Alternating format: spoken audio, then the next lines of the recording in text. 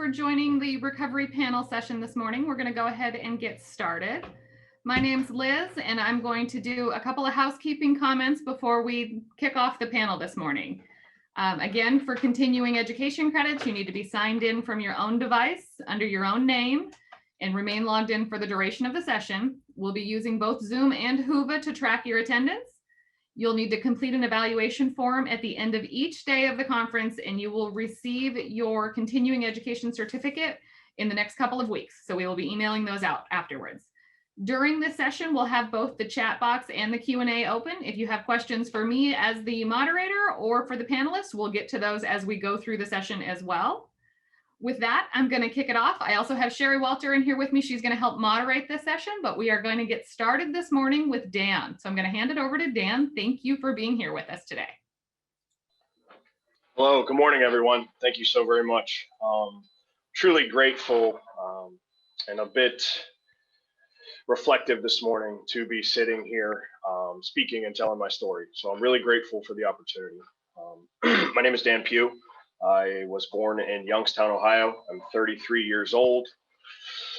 My recovery date is April 30th, 2015. So I was just gratefully blessed to celebrate 6 years in recovery. A little bit about my upbringing. I'm an only child. My father was in active addiction for the entirety of my life. My mother's side, she has 5 brothers. There's a lot of alcoholism in their lives. So when I grew up, I was a little bit sheltered. So my parents shielded a lot of things from me, but around a very young age, I was able to notice a couple things that were going on. DARE was very prevalent in the schools. Saw some of the pictures that were on those posters inside of the DARE program, and kind of related that to what was going on in my father's bedroom at certain times. I confronted him in a way of I removed some of his belongings that he participated with in his addiction, and I hid them. And it was our first interaction between myself, him, and the disease of addiction. Ever since then, we did not really speak about it until many, many years later. 4th grade to 5th grade, we moved from where we were in Austintown to Canfield, Ohio. This created a lot of friction between myself and my parents. And it was the first time where I began to rebel. I started smoking cigarettes and kind of talking back and things like that that were really not what I was accustomed to being and acting like. So around 7th grade, when I began meeting some new friends, I was introduced into a kind of a new world where drugs were being done and drinking and that sort of thing. Around 8th grade and between 9th grade, things were a little bit different, where I had that first interaction again as more of a mature adult between myself and my parents. And then I realized that this was a family disease, and it wasn't just something that my father had. I didn't know the extent of my father's addiction as well. We sat down at the table, and I learned about codependency and enabling through my mother to my father's disease. We had a very difficult discussion when I was in 8th grade. Fast forward to 9th grade and so on is when my disease of addiction began. I guess you could say it was sort of that peer pressure type of world where a lot of my friends knew that my father had substances in the house, asked me to get them for them, and my disease saw that I can make friends by doing this, so I did. This was a slippery slope for me because at some point in time, I began ingesting all of the substances, and this led on for an 11-year run of addiction for me. So from the age of 16 to 27, I used primarily every day, except for 2 very brief stints in different rehabilitation centers. I don't want to talk too much about more of the disease and what happened in there, but one life-changing event that did occur inside of my active addiction when I was 19 years old. My father did die of the disease of addiction of an overdose. It changed our world drastically, obviously. My mother was kind of shell-shocked and really still hasn't found her feet completely since 2007. She struggles with alcoholism herself. So from that point on, my disease gave me the excuse to use no matter what. And I had this card that I could play that you don't know anything about me. My father died from the disease of addiction, so I'm gonna use. You know, I moved around a little bit here and there to Jacksonville, Florida. I came back. I worked little jobs, and my disease was pretty rough. I used various amounts of substances, from opiates, benzos, alcohol, everything in between. It wasn't until April 14th I found myself inside of these handcuffs, and you know, my disease gave me another opportunity to kind of run or participate in something new. I was blessed and grateful to kind of be arrested and be put in this cell. And I was put in a cell with someone that kind of set the path for me. My mother, I played on her heartstrings. She bailed me out of jail after a few days. She put me on a plane, shipped me to Georgia. I went to rehab, and the one thing that stuck out to me, and that's a big part of my personal recovery today, is somebody said something to me. I was Debbie Downer. I walked around with my head down and was always complaining. A gentleman said, "Dan, you don't have to go to the next group." And I said, "Okay, great, fantastic." Put my feet up, lit up another cigarette, and he said, "Dan, I don't know how to say this, but you don't have to go to this next group. You get to." And it was a right time, right place thing, where I heard that and it set in, and I felt like a little kid, and I felt scared and terrified. And I remember going back to my room and crying, and I wanted to leave. And I had this moment where I had to stick it out. I came back home. I was grateful enough to plead into Mahoney County Felony Drug Court. And for me, I was ready. I was done. I didn't want to live this lifestyle of lies and using anymore. Ever since I came back home, I began my program, working the 12 steps, a sponsor, a home group, and integrating myself into everything positive I possibly could be. I utilized exercise. I utilized sports. I found new hobbies. I'm very, very big into mindfulness, meditation, and yoga. I found myself at about 2 years in recovery. I had joined H&I, hospitals and institutions, where I was taking meetings into several facilities in my area at around 90 days. And at 6 months, my sponsor said, "Dan, I really think you should try working in treatment. You speak well, you command the room, and a lot of people respect what you have to say." And I said, "I'll give it a shot." 2 years, I began working in treatment in the beginning of 2017. And I've been blessed and grateful to have mentors and those around me that utilized their skills to empower the leader that I had inside of me. I've grown myself inside of the company that I work for now by my mentors and the leaders that not only align my professional goals with their vision for the company, but they also allow me to participate in my personal goals.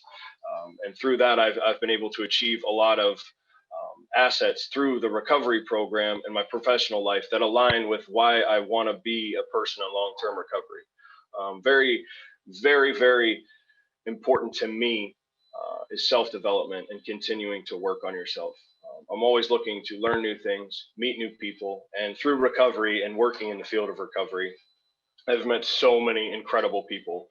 Some of my best friends for life I've met inside the rooms of recovery and through my work.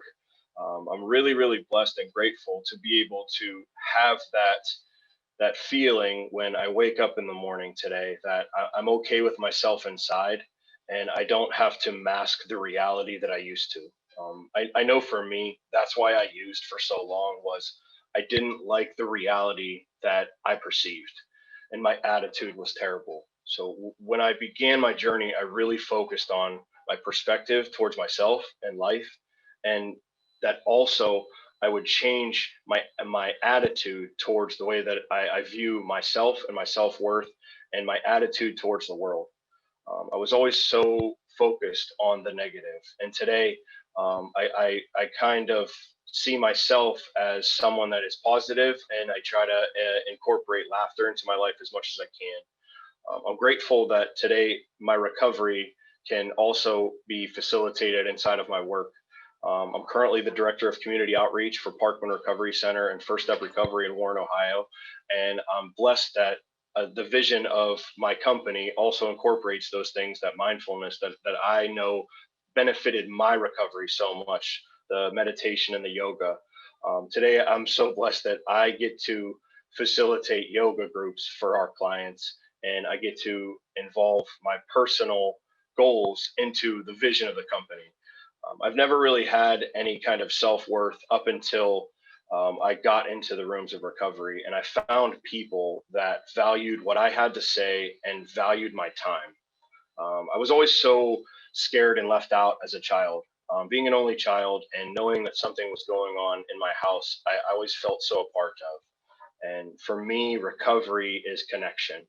And I'm so blessed that I get to connect with people all over the United States through this program of recovery. And for me, recovery means so many different things. It doesn't matter what fellowship or how you got here or what your vision of recovery is.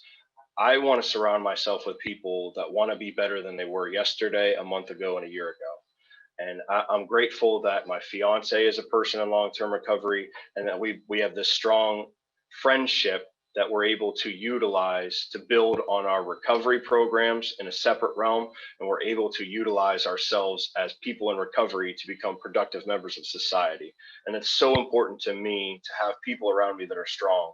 I remember casting my net when I first came in. I wanted to be friends with everyone, and just like every other place in the world, you have what I look at as you have winners and losers. And for a very long time in my life, I was undoubtedly a loser. I surrounded myself with losers, and I didn't see myself as a loser until it was too late. For me today, I do everything that I possibly can to surround myself with people that want me to succeed, and I want to see them succeed. And through recovery, that is the only way that I can benefit myself. I know that my recovery is first before anything, and it's so important to me to begin my day with my routines that I have done every single day for the last 6 years and a few days. I read my daily meditations, and I pause before moments of going to work, before beginning my day, and I reflect. I recently read my journal from when I was in treatment, and you know, to look back on that guy and see the pain that he had going on, I'm truly proud of myself today. And for me, it gives me such a great sense of accomplishment, because even when I did succeed throughout my life before active addiction, I still felt separate. I still felt not connected to those around me. Today, I feel so connected. And today, I can finally be proud of myself and the man that I am today and the man that I want to become tomorrow. I don't know how to express the feeling that it gives me.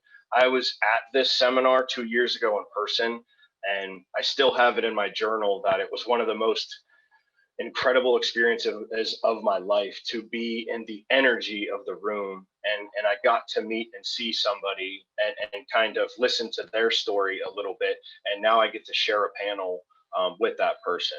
And I just want to say thank you, Stefanie. It's been incredible to watch you as a person and to be in the same kind of realm as people trying to help other people. So I just want to say thank you, Stefanie. I won't forget that seminar that you gave 2 years ago ever.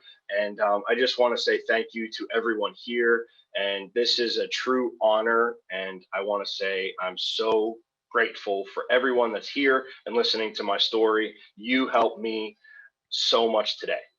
My name is Dan. Thank you. Dan, thank you so much. That's an incredible story, and congratulations on your recovery. We need to remember we have to celebrate folks in recovery. As a person in long-term recovery, we have to celebrate each other to make sure that people really understand that being in recovery is a good thing. So thank you so much for sharing your story. And if you'd hang on, we may have time for questions at the end.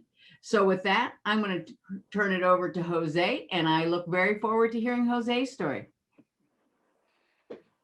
Thank you. My name is Jose Flores. I'm a person in long-term recovery.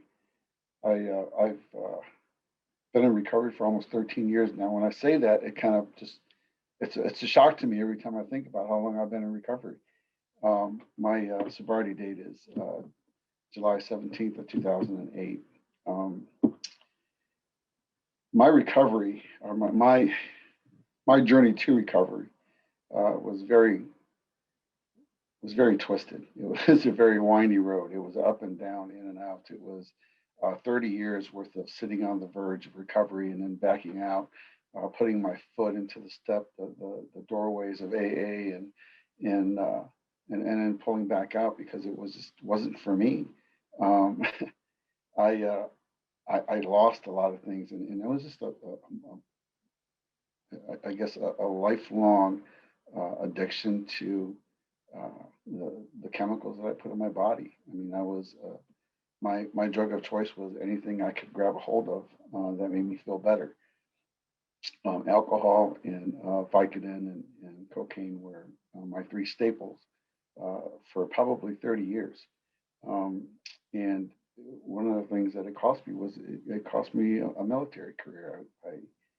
I started using very young, and right out of high school, I went into the military, and it was not the place for a person who didn't like structure and authority, but I went anyway. And it really fed my addictions. I actually started off very well, and this would be a pattern for me. I would start off very well doing things. I went into the military. I got a job as my job was as a medic. I became a nurse. I worked in ICU, CCU. I got rank very quickly, and then everything just fell apart because of my addiction. The drinking got out of control. The drugs got out of control.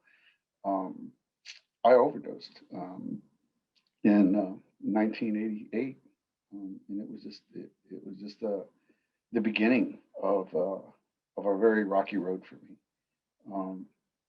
I spent the next 20 years really going in and out of AA. What I found was that in the beginning, you couldn't tell me I was an addict. You couldn't tell me I was a drunk. I was raised up in a household where my father was an alcoholic. I had cousins who died in accidents, car accidents. They died from cirrhosis of the liver. Alcoholism was rampant in my family. I have a brother who's been in recovery since the early 80s. I have a sister who's celebrating 10 years of recovery now. And I have many cousins that are part of that that have been in recovery for a while as well. So it was a familiar thing for us. Our family had a lot of this going around. So anybody outside of that couldn't really tell me that I was alcoholic or that my behavior was crazy, because I was so used to being part of that for so long. I grew up in that atmosphere, and it was normal for me. When I talk about the early days, it really did. It cost me a lot. It cost me the military career. It cost me a house. It cost me a family. It cost me money, and it cost me my freedom. I was jailed multiple times. Drinking and driving was a passion of mine, I guess, and it showed. I also really struggled with, I guess, getting those first steps. I would leave.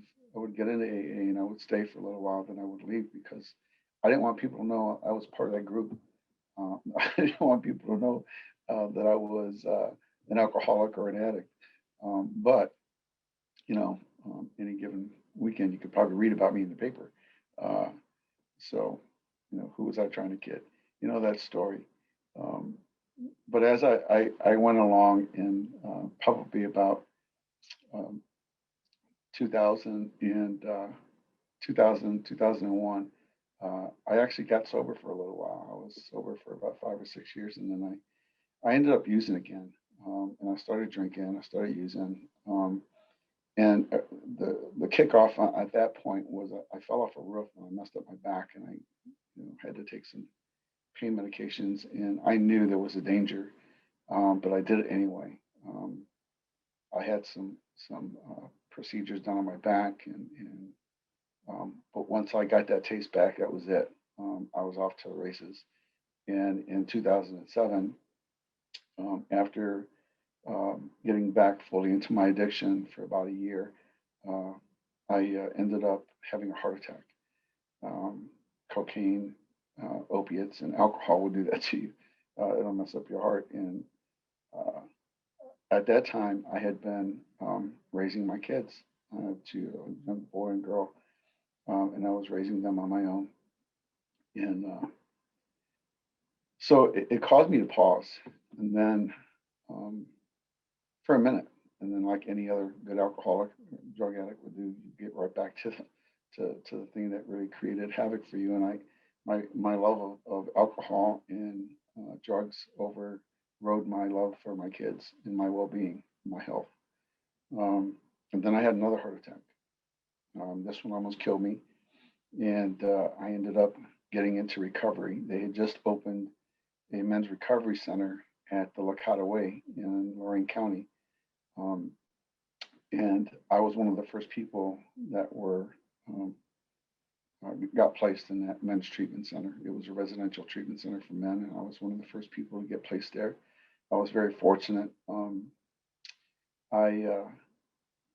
I went through that, and it was what I needed in the moment. I needed structure. I needed discipline. I needed education. I needed somebody to explain to me, why I was the way I was. And they used the disease concept of addiction and alcoholism, and it really stuck with me because I'd been a medical professional. I've been a nurse, so it really helped me to understand um, what my body was going through when I used alcohol and other drugs. Um, so that was a beginning for me. It was a rough process. I was not the most willing patient. I was not the best person in the room for following the rules. But I really wanted to live more than use. And so that outweighed the balance there, and it really helped me to stay focused. Um, One of the things that really helped me was the counselors that I had. Um, a guy named Tony West and a lady named Cindy Arnold. They were very instrumental, and I used their names freely with their permission. Um, but they both had insight to who I was and what I was doing, and they knew how to connect with me, and that was so important at the time. They made a personal connection with me that helped me view me in a different way, not as a failure, not as a screw up, not as somebody who was weak-willed, but somebody who had a disease, somebody who was intelligent, somebody who could figure this out, somebody who could overcome. And that personal connection drove those positive feelings and those positive attributes in me to make me want to recover and stay in recovery. Um, they were those two were a force as in my recovery in multiple ways. They helped me stay on track. I stayed in treatment for 90 days. I left. Tony suggested I come back and I volunteer, and so I did. I volunteered. I drove people around. I took them to meetings. I stayed connected. He kept implying that I should stay as close to the recovery community as possible because I needed to, and because I needed to give back. But I think he was right at the first point. I really needed to stay close because I needed that structure. I needed that discipline. I needed that support that I was getting, and helping others to find it in themselves became very gratifying for me. Um, so after about a year of being in recovery, I took a job as a driver for them. And then I took a job, I switched that to become a monitor in their men's residential center.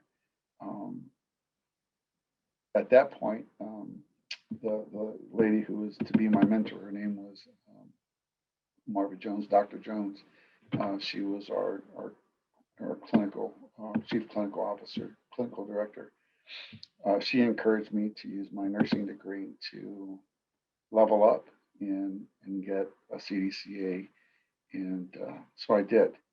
And then she gave me a job as a counselor, just sitting in with groups and kind of watching what goes on and learning more about the field. Um, after that, they closed the treatment center. Of course, funding had a lot to do with it. But when they closed it, I was kind of devastated. I felt like I was losing my connection to my recovery. I still went to meetings, I had sponsors, but being at work and being in recovery, the recovery community really helped support me. And I'm not ashamed to say that at that time I needed that. I really did. So I looked for another job within the agency, and he offered me something I had never heard of before, a prevention job, working in the prevention department, working with youth and school-based education. Never heard of it. It was recommended that I go ahead and try it out to see how it looked, see how it felt, and I did, and I really loved it. I liked working with youth, and at the time, it was very good for me to connect, to help them understand some of the things that alcohol and drugs can do to the brain and the body. It had nothing to do with telling my story, but it had everything to do with educating people, the community, on the disease model of addiction, and learning, teaching young kids how to deal with their emotions, and how to deal with their anger, and how to deal, balance, find balance in their life, and increase their coping skills. And it was something that I sorely needed growing up. My father was an alcoholic. I had all kinds of unresolved things going on, all kinds of emotions going on growing up that I never knew how to deal with. And so I felt like I was giving to these kids what I needed when I was a kid.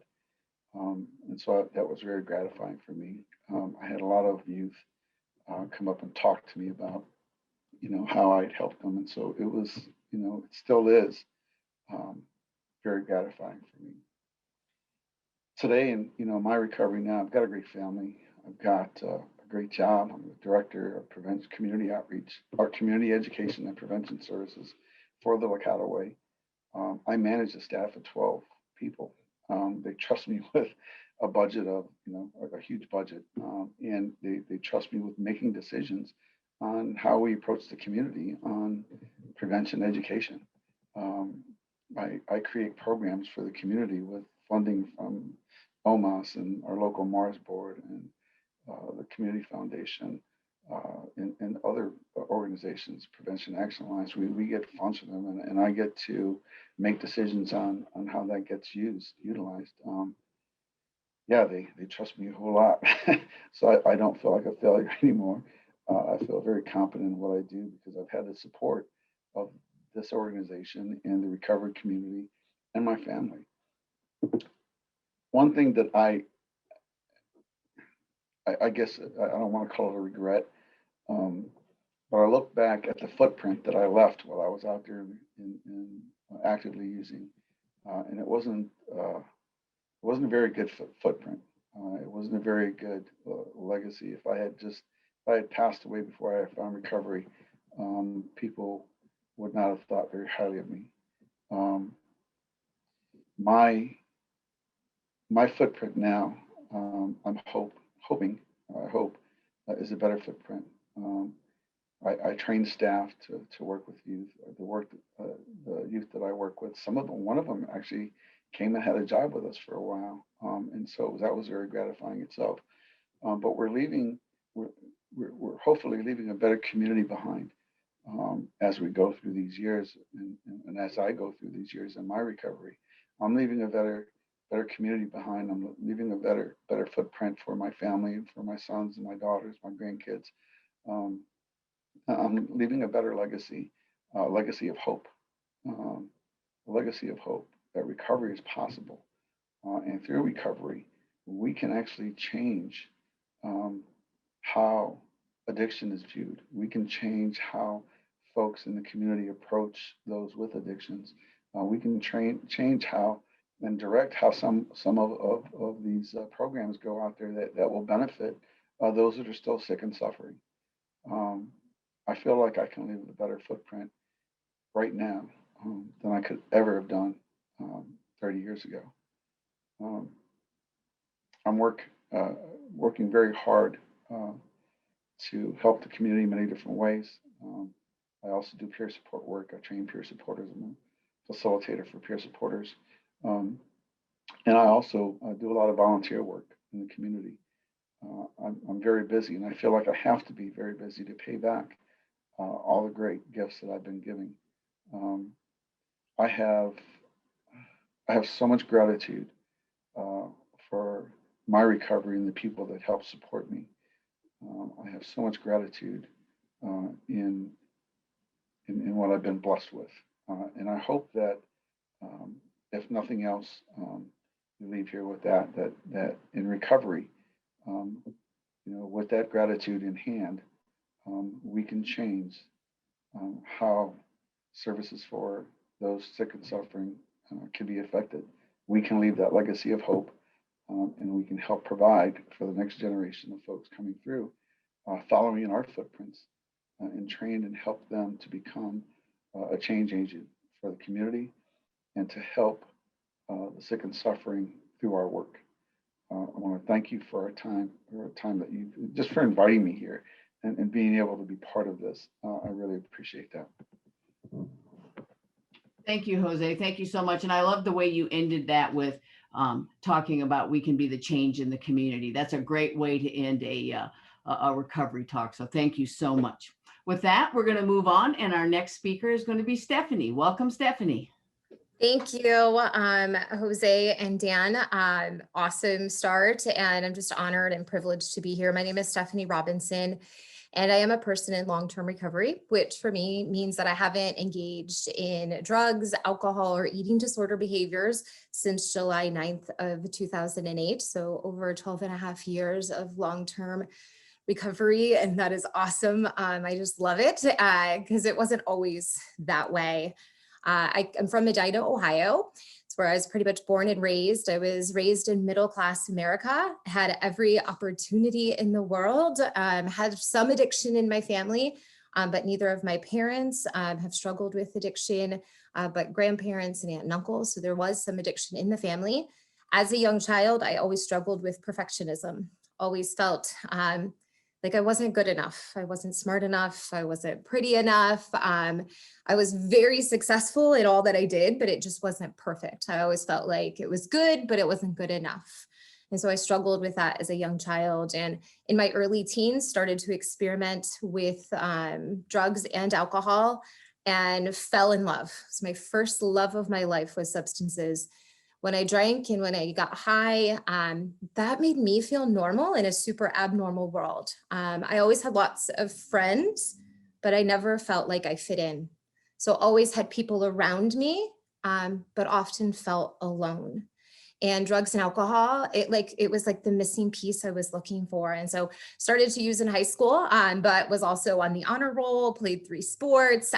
So I got really good at wearing that mask, right? On the outside, I could put on this pretty smile and wear the right clothes. And I had it all together, but internally I struggled. And I turned to substances to deal with an unhealthy relationship that I got in because I sought out. I was filling the gaps with substances, men, sex, all of it. So just trying to fill these missing pieces inside of me with all the wrong things. I then went on to Bowling Green State University. I had a full ride to play soccer, Division I, which was my dream. After my first year, I threw away that dream and scholarship, and I decided that drugs and alcohol were going to be my focus. Because once I started using, I lost interest in my passions and my hobbies. And so my usage really took off in college, but I always brought home a really good report card. My parents would give me more money and send me back to school. I was always able to, on the outside, to really keep it together because I came from a performance-based house. So if you did good, you were good. And we didn't ask a lot of questions. We were kind of this no-talk house. We talked really on the surface level. So I graduated from college. I moved out to Colorado and became, I graduated addicted to drugs and to alcohol.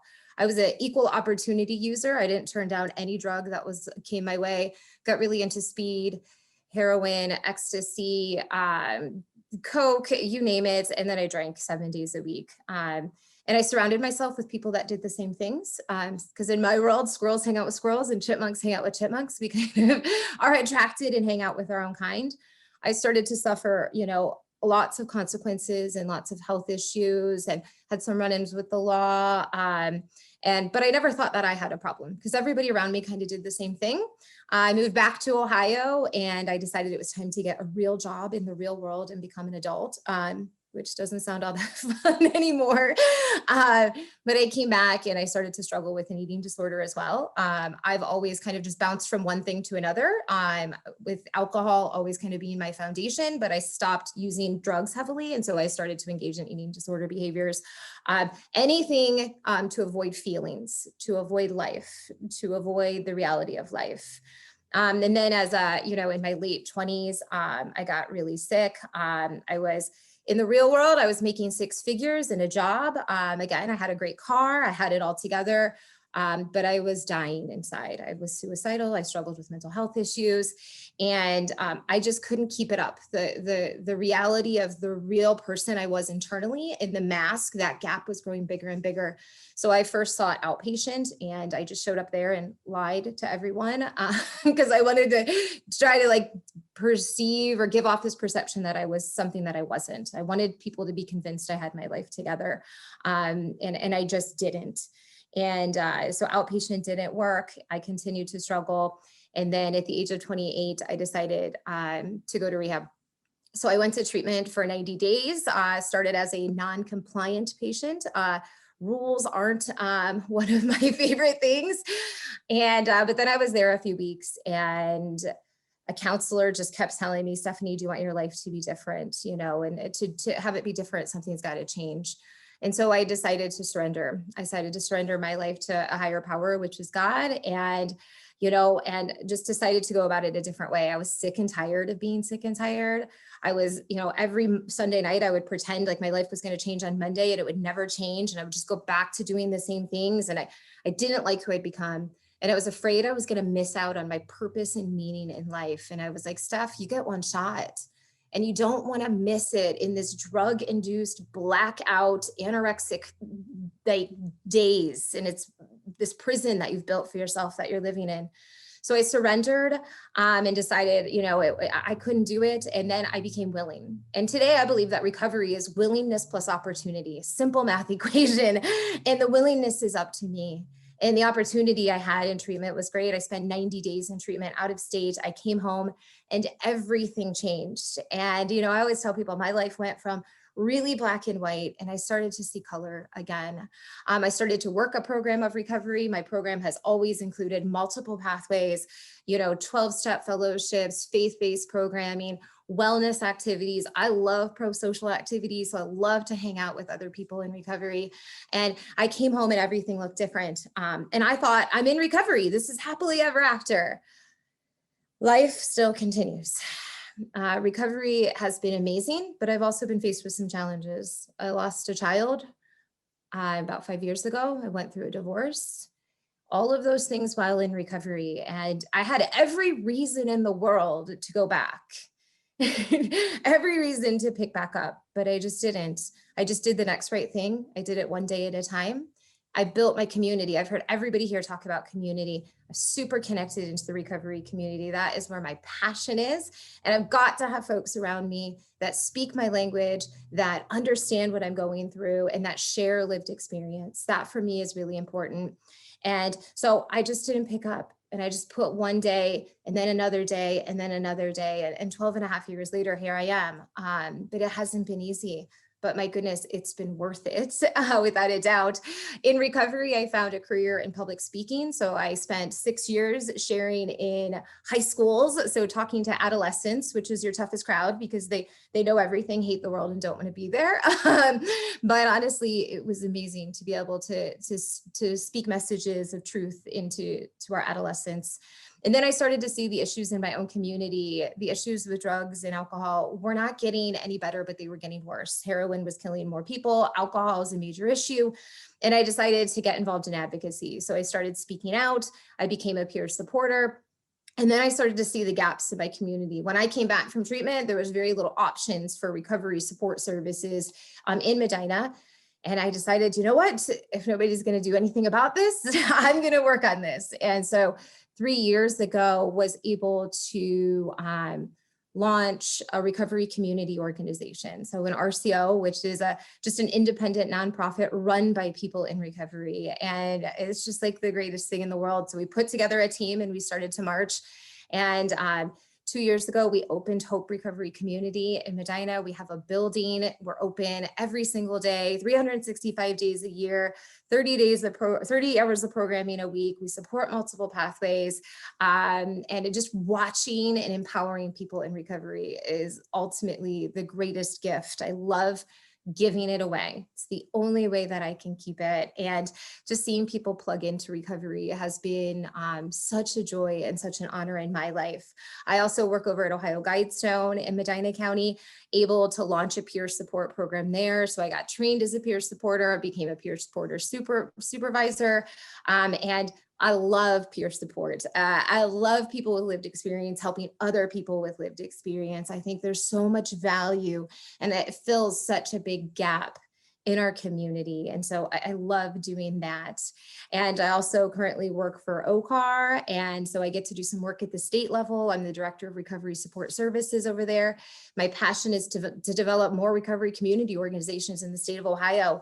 We have under 10 today. And I think there should be a recovery community organization in every city in the state of Ohio. And so I'm working with other groups to be able to start those. Has been a real honor and a privilege. And I also work on some peer support projects over there. And so my life really today in recovery, it's been a calling to recovery, you know, and I think that's a theme that we're hearing today is once we find the hope and the freedom in recovery that we're able to give back. And one of my favorite sayings is, you know, yes, recovery is possible, but honestly, recovery is probable. You know, like we can recover, we are recovering.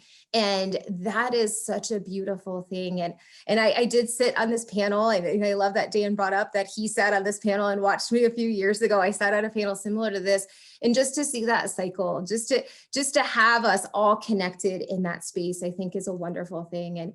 And today recovery has given me, yes, 12 and a half years without drugs and alcohol, but I've also got remarried.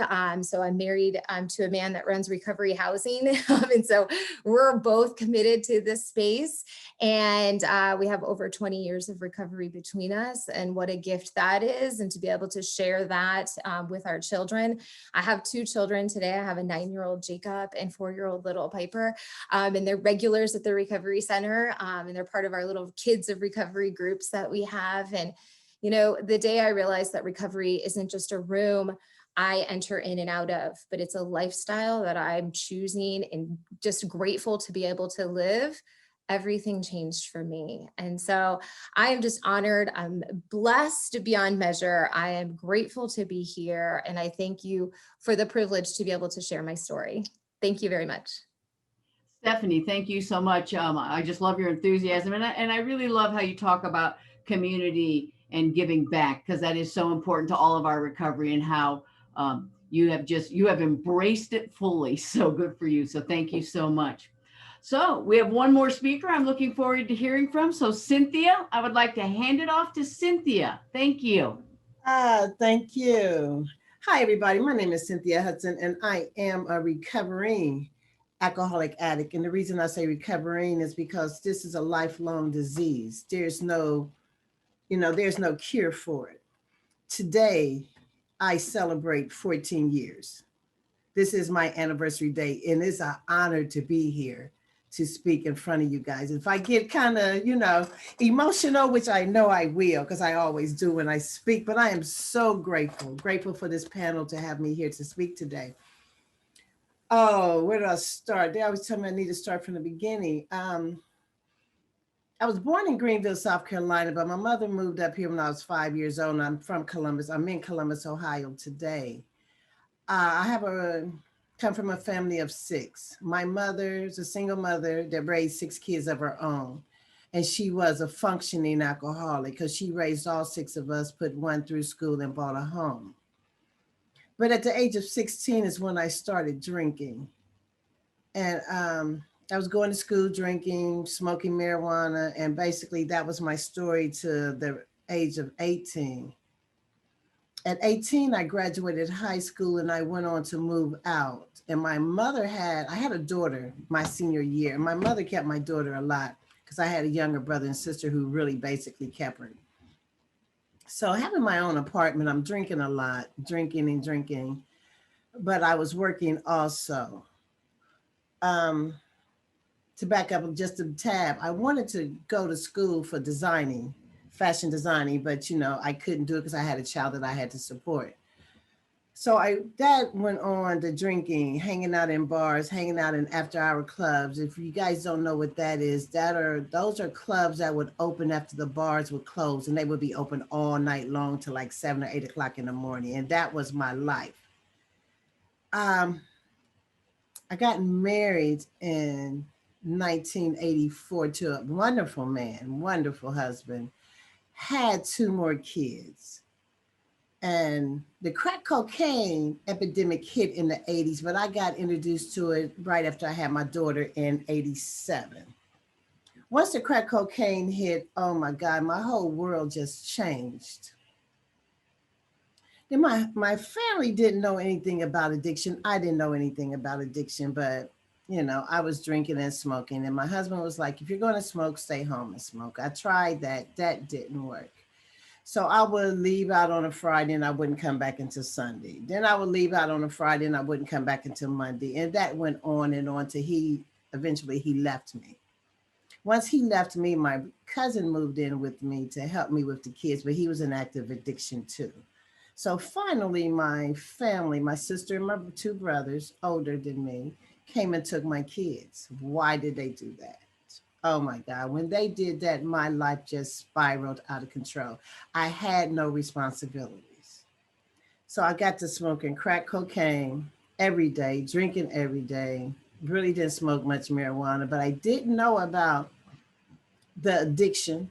I didn't know about recovery, treatment centers, or anything like that. So that went on for, probably about 18, 19 years. Jumping in and out of cars, selling my body to get money to get my next hit. Got into a relationship that was abusive. He would beat me. I would cause an argument just for him to jump on me and put me out so I can go do what I wanted to do for a few days in the streets, okay? That went on. Like I said, that went on for some years. In and out of jail for soliciting. Show you I wasn't a good solicitor because I always got caught. But my last run-in with soliciting, I went to court. And anytime when I would go to jail, I would do anywhere from 10 to 15 days. That was it. But when I went to court, the judge said that he was going to give me he gave me 6 months, but he suspended those 6 months for 2 years probation and treatment. So that's when I got introduced to treatment. So when he had me to go to Linden, I forgot the name of it. It was Linden Recovery Center. It was on the north side of Columbus, Ohio. So when I finally went there and did my assessment, didn't want to go now, did not want to go. Did my assessment was for 2 hours. So when I left the assessment, I went down the street, bought some more dope, and bought me a 40-ounce of beer, and I sit at the bus stop on the street, and I did my thing. And once I was finished with that, I laid everything down, crossed the street, and caught the bus to the women's shelter. And that's where my journey began. Once I went into that shelter, because when I was at the treatment center, they told me that it was outpatient. It was a 90-day program, outpatient. They told me if I had to drop urine once a week, and if I dropped dirty anytime, I'd have to start the program all over again, or I could have went to jail. Okay, and I was tired of jail. So then after I went to the shelter, there was a temp service that used to come and get the ladies to take them to the convention center to clean. And I was one of them ladies. I started doing that, going to work. I started going to meetings, and I was going to see my probation officer once a month. I was going to this treatment center, outpatient treatment center, shoot, twice a week. I went twice a week. And in that time at the shelter, my navigator came real close with me. She helped me get my first apartment, which was through Community Housing Network, which had a lot of rules for this apartment building, but that was fine. Because when I moved into that apartment building, I had something like maybe 60 days sober. I'm scared. Never had my own place. And I don't even know how long. But once I moved into that apartment and I was working, and I was going to meetings. And then when the probation officer put me on non-reporting probation, that really scared me because it was like, okay, so now I can go back out and do what I want to do. But I sit down and I took a look at myself. I liked what I seen in the mirror. I had my own place. That's something that I have not had in years. You know, my kids were calling me, my sisters, my family was calling me. So when she put me on non-probation, it was like, what are you going to do?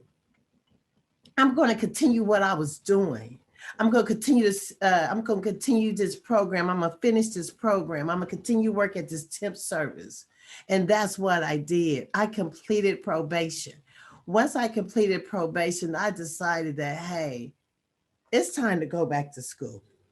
Because staying in this apartment building was based on my income. Sorry for the noise. It was based on my income, which was really low. But there was rules like if I leave out after 12, I couldn't come back in. If I had guests, my guests had to sign in. It was a lot of rules, but I was okay with those rules now because I knew I needed those rules to keep me sober. So once I went back to school, I went to Columbus State for addiction counseling.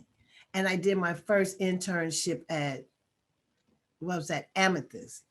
My counselor that I had at the treatment center was my field supervisor for Amethyst. But since then, I graduated Mother's Day from the Ohio State with a master's of social work.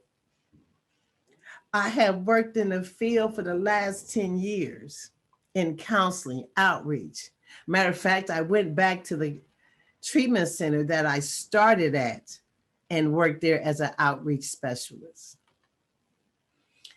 Like I said, today I have worked in the MAT, I've worked in absent base, I have worked in prisons, I have worked in recovery all around. Today I am a probation officer. And I can say that I love me and I love my recovery. And it's been an honor to speak before you guys today on my 14th anniversary. Thank you. Thank you so much, Cynthia. And let me start by saying congratulations on your anniversary. What a way to celebrate it in front of 100 plus people. Good for you. Thank you so much. That is great.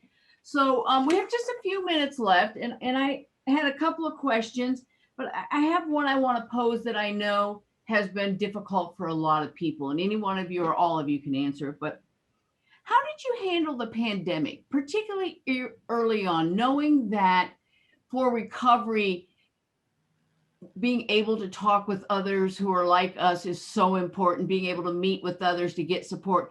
How did you handle it early on, particularly when a lot of us had to isolate? So I'd be interested in hearing from any of you how you handled the pandemic. Yeah, that was a shock for me. It was a shock to my routine.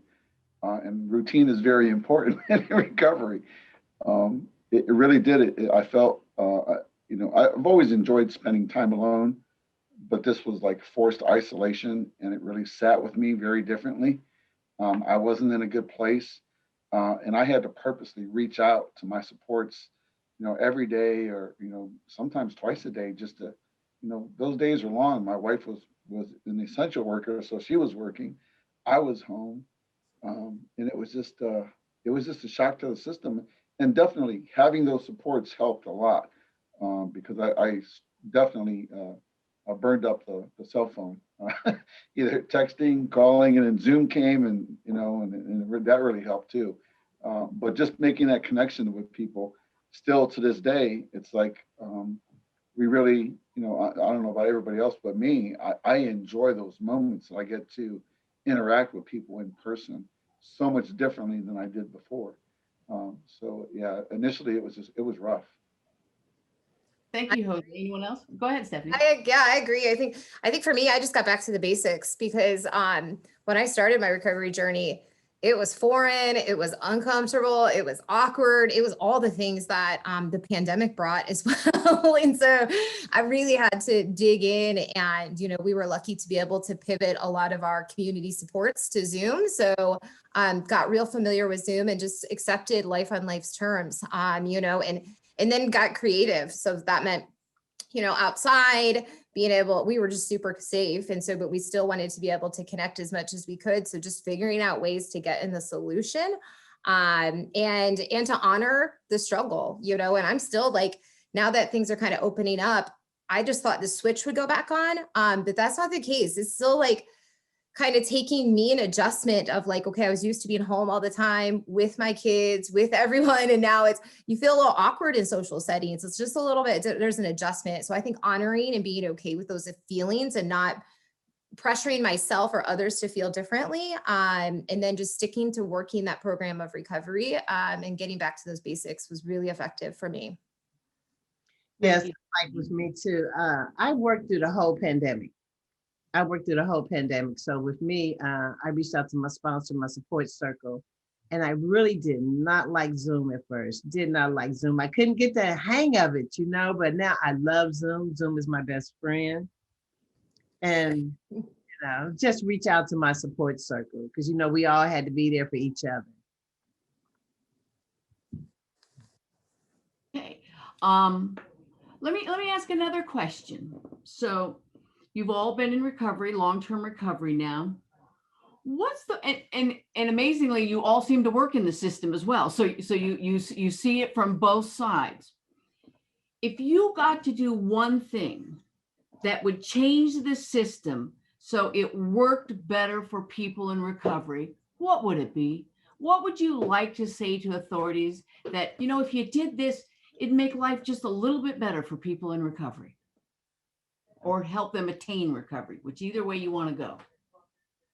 Speaking from, being a person who suffered from PTSD and addiction as well, you have co-occurring disorders that really sometimes some agencies aren't really able to handle. And the more severe they are, the harder it is to get someone placed into a system that really benefits them, especially with youth. So there are plenty of programs, and I'm not disparaging funding here. I'm just pointing out the facts. There's plenty of funding for women and children, right? There's plenty of recovery money, money for recovery houses that are coming up now. But when you're talking about adolescents who are in multiple services, maybe they're in the foster care system, they have a mental health disorder and an addiction issue or a drug use issue, they often fall through the cracks. If you have a kid who's on the spectrum who has an addiction issue, that's even harder to place than an adult would be. And that's extremely difficult as it is. So this is not a legislative thing. It's not really it's a capacity thing. We just don't have the people who are trained to handle that. And I am so in love with Cynthia's story about becoming, getting a master's degree and working towards that upper sphere of treatment modality, because we need that. We need people in recovery working with kids and people that are looking for recovery. People do a great job, but we just have that gap with adolescents with those severe issues that really just can't place them anywhere. Okay, all right. Thank you, Jose. Anyone else? I would also say, I think Jose brings up a good point. We lack youth services. We also lack access and funding for community-based, recovery support services. I've been in recovery 12 and a half years. Like that first year was spent in that clinical setting and kind of in and out, but for the most part, I'm really in the community. So it'd be nice to have additional funding and supports for those services. And I think we need to look at, we often are traumatizing people in the process of trying to get them help and access care. It also often can be a traumatic experience. So really that trauma-informed care piece where we're making sure the process to accessing services is trauma informed and it's accessible. And then we have those clinical pieces and then those ongoing pieces in our community. And like Jose said, to be able to target some of these specialized populations that we're really missing the boat on today that are falling through the cracks. Okay, thank you. I also would say, I agree with both of you guys. Also with inpatient treatment, I think inpatient treatment should be a little longer because it's usually 28 to 30 days. And then where do they go from there? When they go from there, they go to long-term treatment. And there's a lot of long-term treatments that's popping up, but they're not family oriented. I think they need a lot of them to be where, like Amethyst in Columbus, Ohio, where the women can get their children back and their children can stay with them. They also need some places like that for males, because there's a lot of males that have their children also. Just think longer term treatment and more resources. All right. Well, thank you. We are coming up on the 12 o'clock hour. So I know you can't see them, but we all give you a big hand. All four of you, Dan, Jose, Stephanie, and Cynthia, did a wonderful job. I can't tell you how much we appreciate you sharing your own personal stories. I know that's hard and we appreciate it.